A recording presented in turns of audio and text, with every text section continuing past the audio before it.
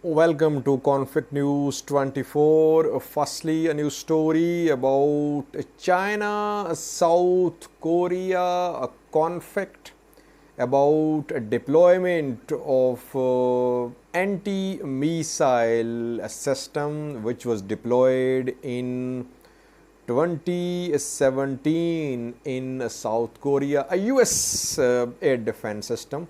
China opposed it back then in 2017, and now China wants a South Korea to work within some boundaries regarding the deployment of this air defense system in South Korea. Secondly, Russia has rejected a mediation offer from a European country. What is Russian position? What is the name of this European country? And secondly, is there any country or countries which can play a part, which can play a role to resolve this conflict, Russia-Ukraine conflict? We'll have a look at some likely mediators. And thirdly, viewers, Russia-Ukraine conflict, it seems that Russian forces have made some gains in Donetsk Oblast. We have a briefing for you on the map which shows that Russians have made some gains. For days, Russians have been fighting to take control of Bakhmut and Horlivka. They have not been able to capture completely Bakhmut and Horlivka, but they have managed to pierce Ukrainian defense lines close to these places. We have details on a map for you.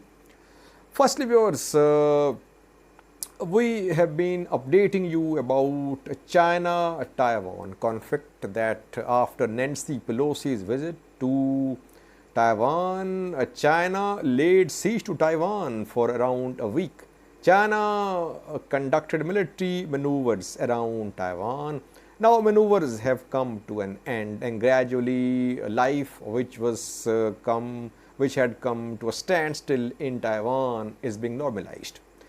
But another conflict is being discussed by Chinese and South Korean officials. South Korea does not share border with China. South Korea shares border with North Korea, and North Korea shares border with China. In 2017, South Korea purchased missile system, anti-missile system, air defense system from the US. Name of the system is a THAAD, THAAD. Terminal High Altitude Air Defense. THAAD is US air defense system, very effective against short range, medium range and intermediate range ballistic missiles. In 2017, South Korea bought some batteries of THAAD, and these batteries were deployed to South Korea. China opposed it. In 2017, China said that these THAAD batteries could be used to monitor to target Chinese facilities, Chinese military assets too. But despite Chinese opposition, previous South Korean government purchased THAAD from the US and batteries were deployed. Now, China has been putting pressure upon South Korea that South Korea should not purchase more THAAD batteries from the US, and secondly that South Korea must not be part of any alliance, any defense agreement with Japan and US. Last week, some meetings were held between Chinese and South Korean defense ministers in China. In the meetings, discussions were held about THAAD air defense systems deployed to South Korea. And after these meetings, China issued a statement. China claimed that South Korea had agreed in the talks that it would not go against three no's. And China claimed that these three no's were agreed with previous government of South Korea. This new president of South Korea took office this year. China said that the previous government of South Korea agreed that 3 no's will be respected. And this government has also promised that it will ensure that the 3 no's will be respected. What are the 3 no's? First no is that no more purchase of THAAD batteries from US. Secondly, that no participation in US-led missile defense systems. Thirdly, no involvement in tripartite military alliance with US and Japan. So China, in a statement after the meetings, claimed that South Korea agreed to these 3 no's. But immediately after that, we saw a statement from South Korea. South Korea denied any agreement with China about these 3 no's. South Korea says that its deployment of THAAD air defense system is because of threat from North Korea. North and South Korea have been involved in conflict for years. North Korea, it is said, is a nuclear power, and South Korea, for its protection, have been trying to forge defense ties with US and Japan. And US, all the way from US, is now in this region in the form of its forces, in the form of its military equipment. US forces are in Japan, US military assets, US warships in this region as well, and US air defense system deployed to South Korea. As I said in previous videos, that it's US policy to get close to China and Russia militarily, to deploy its military assets close to China and Russia on the soil of those countries which are US allies against these countries. US tried to corner Russia by expanding NATO, taking it close to Russia. Russia started preemptive strike on Ukraine, and now you see what's happening there. Same is happening here close to China, that US is getting close to China. It backs Japan, it backs South Korea, US military deployments in the area, US backs Taiwan as well. So that could lead to some escalation in future, like we're seeing between Russia and Ukraine. Secondly, viewers, Russia has rebuffed a mediation offer from a European country. In February, Russia attacked Ukraine. So far, no genuine attempt has been made for mediation. Though Russia-Ukraine direct talks have been held, several rounds were held. I think in Belarus there was first round held in February and March, but direct talks could not deliver. Then Europe, US, they became one-sided. They did not remain neutral in this conflict. They are supporting Ukraine, they are sending weapons to Ukraine, US as well. So there is no country in Europe, in EU, which can play a mediatory role.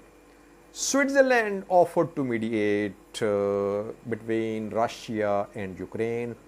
Switzerland is known for being neutral in international conflicts. It has mediated some conflicts in the past too. But in this conflict, Russia says that Switzerland is not neutral. Why? Because when EU, US announced sanctions on Russia, Switzerland also endorsed the sanctions. That is why Russian Foreign Ministry has rejected an offer from Switzerland to mediate Russia-Ukraine conflict. For Russia, a country which has not imposed sanctions on Russia will be acceptable as a mediator. Now, next question would be, viewers, which country can mediate between Russia and Ukraine? Turkey has this potential. We know that Turkey, with the help of UN a few days ago, facilitated Russia-Ukraine grain deal. After that, export of Ukrainian grain started from Ukrainian ports to the world. Turkey can play a role with the help of some other countries as well. Europe is not in a position to play a mediatory role now. Europe is not impartial in this conflict. I personally think that China, Turkey can play a role, perhaps India too. And lastly, we shouldn't ignore Africa. Though African countries don't have that much reach, but Russia-Africa ties are very close, and Russia sees Africa as a future partner. Russia wants to expand its military presence, its economic presence, its influence in Africa. Africa can play a role. So I think that a broad mediatory body should be established with Turkey, China, India, and perhaps some African countries, which can play a role to resolve this conflict. Otherwise, European gestures of mediation will be rejected by Russia. Lastly, viewers, we have details for you on the map about new Russian gains in Donetsk Oblast. For days, Russians have been trying to take control of Bakhmut and Horlivka. Now, Russians have made some gains. Have a look at this map.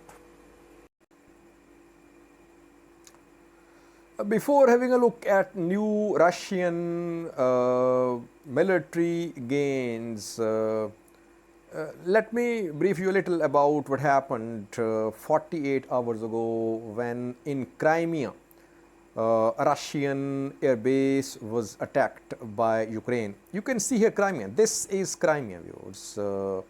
And the base was attacked here in Crimea, from where missiles were fired on Crimea.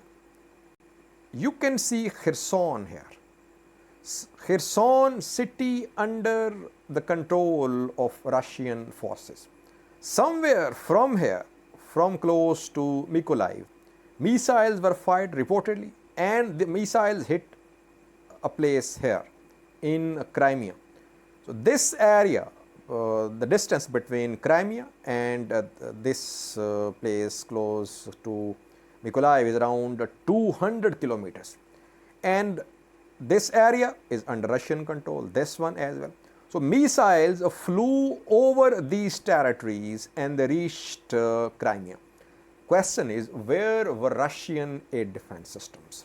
Russia is known for having quality air defense systems like S-300, S-400.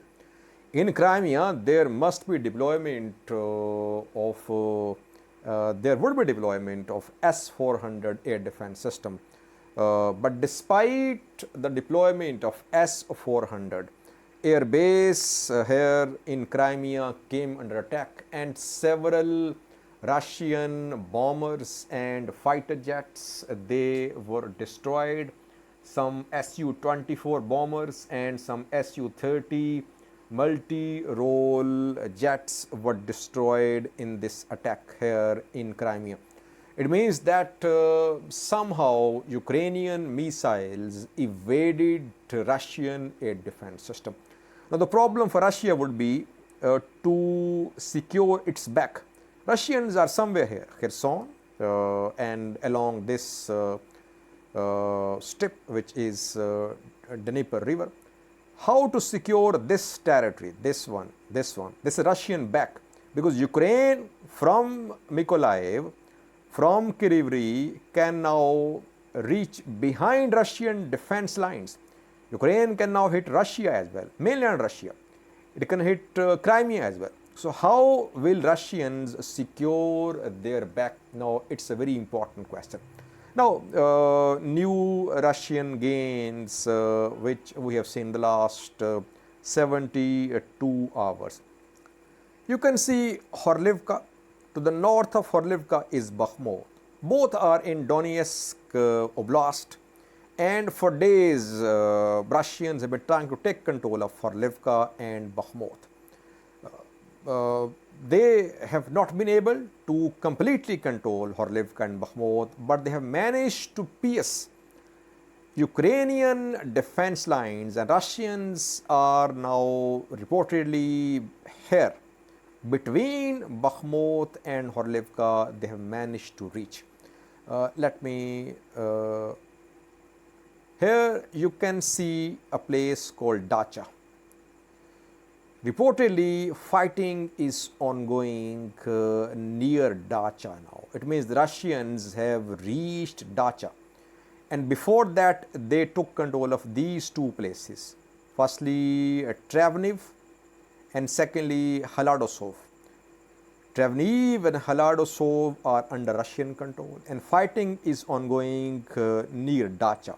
And Dacha is very close to this main line which links the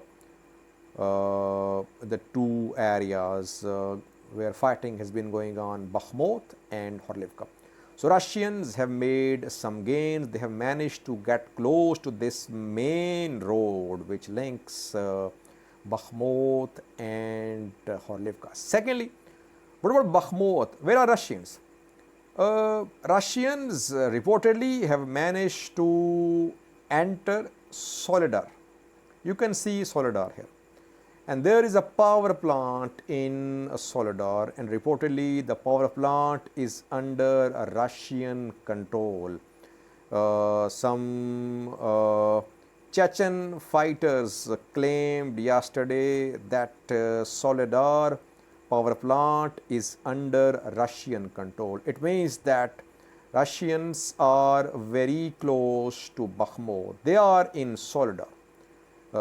Eastern side of Bakhmut is the place where fighting is ongoing. So we could see fall of Bakhmut in coming days. And if Bakhmut falls, then two next major cities which are Russian target would be these two, Kramatorsk and Sloviansk. Obviously under Ukrainian control now, but from Bakhmut, Russians would try to move towards Kramatorsk and Sloviansk.